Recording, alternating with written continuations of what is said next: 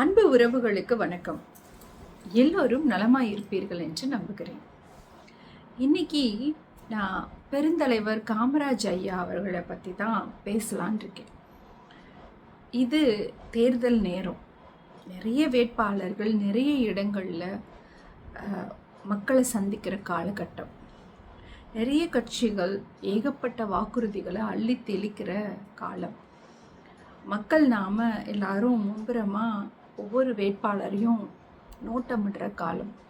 யார் எந்த வாக்குறுதியை கொடுக்குறாங்க, எந்த சின்னத்தில் நிற்கிறாங்க, எந்த கட்சி எதை முன்னிலைப்படுத்தி பேசுது, இதையெல்லாம் அலசி ஆராய வேண்டிய காலம் இது.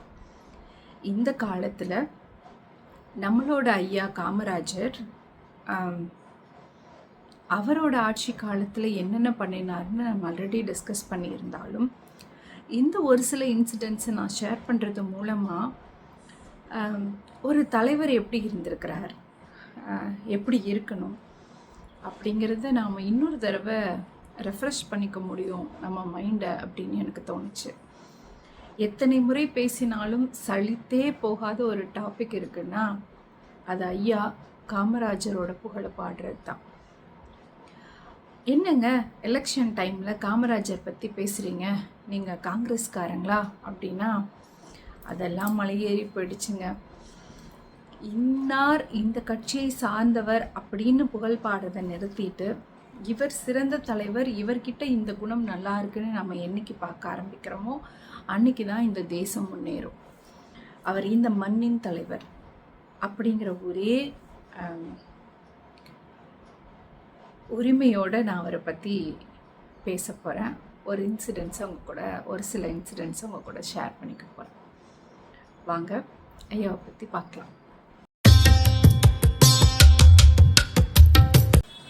ஐயா காமராஜர் ஒரு வாட்டி அம்பாசமுத்திரம் போயிருக்கார்.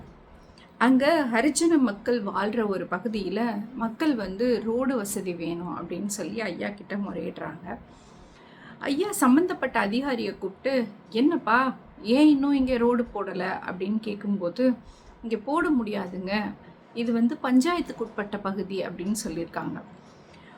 இம்மீடியேட்டாக அவர் பஞ்சாயத்து தலைவரை கூப்பிட்டு இதை மாவட்டத்துக்கு எழுதி கொடுங்க, நான் அடுத்த 6 மாதத்தில் இந்த பகுதிக்கு வருவேன், இங்கே ரோடு இருக்கணும் அப்படின்னு சொல்லி அந்த அதிகாரிகளுக்கு கட்டளை இட்டுட்டு போயிருக்கார் நம்ம காமராஜர். மக்களுடைய தேவைகளை அறிந்து உணர்ந்து உடனடியாக நிறைவேற்றி கொடுக்குற ஒரு உன்னதமான தலைவர். ஜென்ரலாக காமராஜரோட அமைச்சரவையில் இருந்த அமைச்சர்களை பற்றி சொன்னாலே காமராஜரை பற்றி தெரிஞ்சுக்கலாம் அப்படின்னு சொல்லுவாங்க. Wise versa. ராமையா அப்படிங்கிற ஒரு அமைச்சர் புதுக்கோட்டையை சார்ந்தவர். அவர் சென்னையில் காலமாயிடுறார். அவரை சென்னையிலேருந்து புதுக்கோட்டைக்கு அவருடைய உடலை எடுத்துகிட்டு போகிறதுக்கு அவங்கக்கிட்ட காசு இல்லை. நாட்டோட அமைச்சராக இருந்திருக்காருங்க. தமிழ்நாடு மாநிலத்தின் அமைச்சராக இருந்த ஒரு மனிதர்கிட்ட இங்கேருந்து சொந்த ஊருக்கு உடலை எடுத்துகிட்டு போக அந்த வண்டி வாகனத்துக்கு வாடகை கொடுக்க முடியாத அளவுக்கு ஏழ்மையில் இருந்திருக்கிறார்.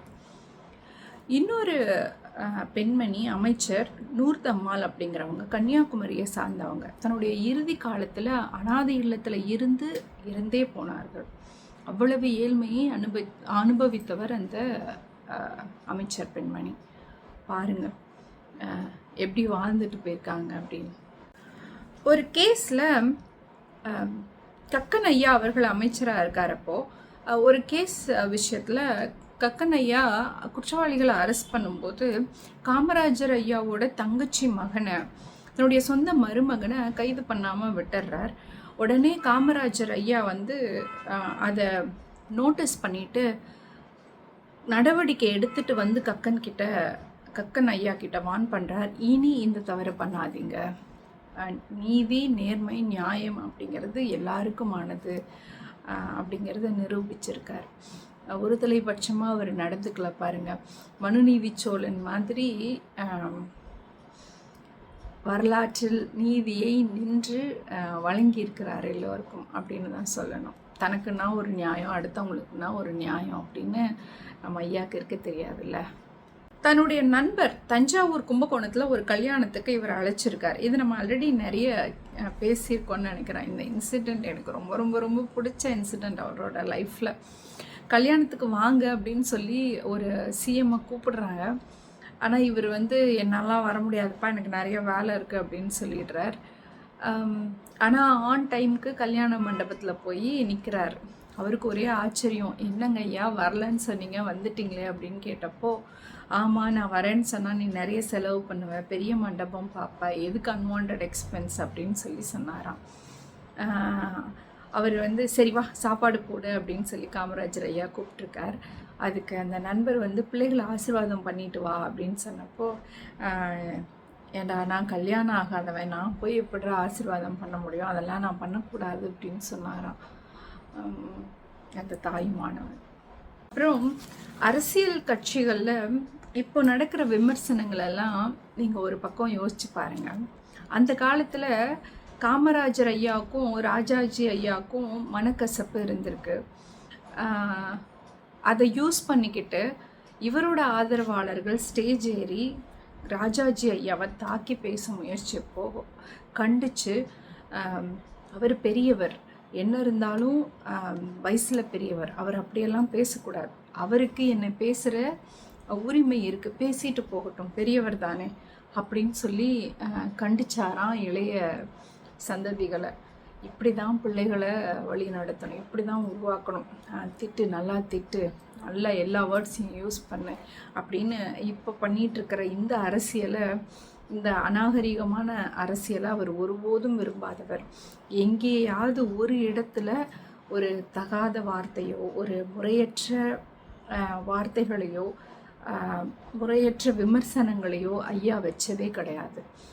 கண்ணியம்னா அப்படி ஒரு கண்ணியத்தை மெயின்டைன் பண்ணவர் நம்ம ஐயா காமராஜர். நம்ம அவ்வை பாட்டி சொல்லியிருக்காங்கல்ல, கற்கை நன்றே கற்கை நன்றே பிச்சை புகினும் கற்கை நன்றே அப்படின்னு. கல்வி எவ்வளவு இம்பார்ட்டன்ட் அப்படிங்கிறது அவ்வை பாட்டி பாட்டால் எழுதினது போல் காமராஜர் செயலில் செஞ்சு காட்டினார். ஏகப்பட்ட பள்ளிகளை திறந்து கொடுத்து நமக்கு கல்வியை புகட்டியவர் ஐயா. ஆசிரியர்களிடம் சொன்னாராமா, 7 பிள்ளைகளை உங்களை நம்பி தான் நான் அனுப்பி வைக்கிறேன், நல்ல கல்வியை கொடுங்க, பிள்ளைகளை ஏமாத்திராதீங்க, நான் வேணா என் பிள்ளைகளுக்காக பிச்சை எடுத்து தரேன் அப்படின்னு சொன்னாராம். ஒரு நாட்டின் முதல்வர் படிப்புக்காக, இந்த மண்ணின் பிள்ளைகளின் படிப்புக்காக பிச்சை எடுக்கிறேன்னு எந்த முதல்வர் சொல்லுவார்? ஐயா சொல்லியிருக்கார். சீருடையை அறிமுகப்படுத்தியவர் அவர்தான் நண்பர்களே. ஏற்றத்தாழ்வு பிள்ளைகளுக்கு இடத்தில் இருக்கக்கூடாது. வசதியான பிள்ளைகள் நல்ல உடை உடுத்துவார்கள், ஏழை குழந்தைகளால் நல்ல உடை அணிந்து கொள்ள முடியாது அப்படிங்கிறதுனால எல்லோருக்கும் ஒரே மாதிரியான சீருடையை அறிமுகப்படுத்தியவர் நம்மளுடைய பெருந்தலைவர் காமராஜர். இந்த இன்சிடெண்ட்டை கேட்டோன்னா, இப்படிலாம் நிஜமாலுமே ஒரு சிஎம் இருந்தாரா இந்த மண்ணில் அப்படின்னு யோசிக்க தோணும். திருநெல்வேலியில் ஒரு எம்எல்ஏ தேட்டர் திறக்கிறார். அந்த தேட்டருக்கு ஆன லைசன்ஸ் வந்து கொடுக்கப்படலை. அந்த எம்எல்ஏ வந்து நம்ம காமராஜர் ஐயா கட்சியை சார்ந்தவர் தான். அதுக்கான லைசன்ஸை அந்த மாவட்ட ஆட்சியர் கொடுக்க மறுக்கிறார். சில நிபந்தனைகள் நிறைவேற்றப்படாததால் உடனே அவங்க அந்த லைசன்ஸ் ரெக்கமெண்டேஷனுக்கு வந்தவங்க வந்து எங்கள் ஐயா காமராஜரோட எம்எல்ஏன்னு தெரிஞ்சும் இப்படி சொல்கிறீங்களா அப்படிங்கிற மாதிரி சொல்லும்போது அந்த ஆட்சியாளர் சொல்லியிருக்கார், என்ன பெரிய சிஎம், நான் நினச்சா எலெக்ஷனில் நின்று சிஎம் ஆகலாம், ஆனால் உங்கள் காமராஜரால் படித்த ஐஏஎஸ் ஆக முடியுமா அப்படின்னு சொல்லிட்டாராம். இந்த மனுஷன் இதை அப்படியே கேட்டுட்டு போய் நம்ம பெருந்தலைவர்கிட்ட சொன்னப்போ, நீங்கள் என்ன சேட்டை பண்ணி வச்சு அந்த மனுஷன்ட்ட எனக்கு இப்படி பேச்சு வாங்கி வைக்கிறீங்கடா அப்படின்னு சொல்லிட்டு வண்டியை எடுத்துகிட்டு நேராக மாவட்ட ஆட்சியர் வீட்டுக்கே போயிட்டாராம்மா. அவர் ஆடி போயிருப்பார் மனுஷன். அவர்கிட்ட போயிட்டு, தம்பி நீ நல்லதான் பண்ணியிருக்க, கரெக்டானதாக பண்ணியிருக்க, இப்படி தான் இருக்கணும், எந்த என்ன சொல்கிறது, ஒரு சிஎம் அப்படிங்கிறதுக்காக நிபந்தனைகளை, ரூல்ஸ்னால் ரூல்ஸ், தேட்டருக்கா இப்படி தான் இருக்கணும்னா இப்படி தான் இருக்கணும், அப்போது அதை சாட்டிஸ்ஃபை பண்ணால் மட்டும்தான் நம்ம லைசன்ஸ் கொடுக்கணும், ஸோ நீங்கள் பண்ணது தான் கரெக்ட், ஒரு கப் காஃபி இருந்தால் கொடுங்களேன், குடிச்சிட்டு போகலாம் அப்படின்னு ஒரு சுமூகமான சூழ்நிலையை ஏற்படுத்தி அந்த மனுஷனுக்கு இருந்த பதட்டத்தை தணிச்சிட்டு ஒரு நல்ல ஒரு என்விரான்மெண்ட்டை க்ரியேட் பண்ணிட்டு அந்த ஐஏஎஸ் ஆஃபீஸரை வாழ்த்திட்டு அங்கேருந்து கிளம்பியிருக்காரு நம்ம ஐயா. இதுக்கு மேலே என்னங்க சொல்கிறது, இவ்வளவு இன்சிடென்ட்ஸ் இன்னும் நிறைய இருக்குது காமராஜர் ஐயா பற்றி பேசுகிறதுக்கு. ஐ திங்க் இந்த ஒரு வீடியோ பத்தாது இல்லை, வாய்ப்பு கிடைக்கும்போது நம்ம தொடர்ந்து அவரை பற்றி பேசுவோம். இந்த தகவல் உங்களுக்கு கண்டிப்பாக பிடிச்சிருக்கோம். நம்ம இளைய தலைமுறைக்கு தலைவர்கள்னால் எப்படி இந்த மண்ணில் வாழ்ந்து சென்றிருக்கிறார்கள்னு எடுத்து சொல்லணும்ல. இதையெல்லாம் சொல்லுங்கள், இந்த இன்சிடெண்ட் எல்லாம் சொல்லுங்கள். நாமளும் ஒன்ஸ் ரீகலெக்ட் பண்ணணும் இந்த தருணத்தில். மற்றும் ஒரு சிறந்த காணொளியோடு உங்களை நான் மீண்டும் சந்திக்கிறேன். நன்றி.